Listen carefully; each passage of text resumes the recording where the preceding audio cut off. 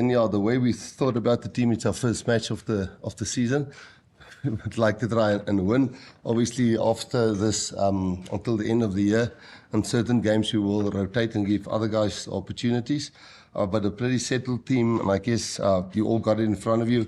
Probably question marks would be why Wilco is not in. I'm pretty sure you can ask that. And Hendra covering hooker off the bench, and then also not any lock specialist on the bench. We've got Marco and Cameron, what's his name, Peter Steff will cover lock for us.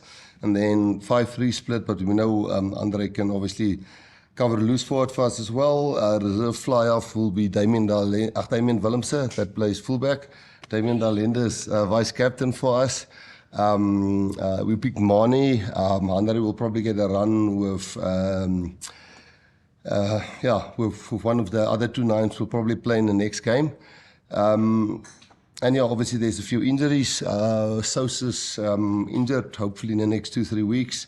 Luet maybe next week. Back, Riley unfortunately pulled his hamstring in grade 3, so that's bad for him.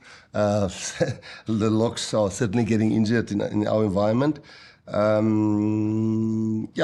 probably the question on Zach and Wilco. What we see in training session, Zach is definitely scrumming against Ox and guys like Gerard Steenekamp is doing a really great job. And we feel, he can do a good job for us, especially at altitude. And if you look at the team of England, it's a youthful team, I can call it that way, and a mobile team, and we feel we might need that in the game. I don't know if I've answered most of the questions.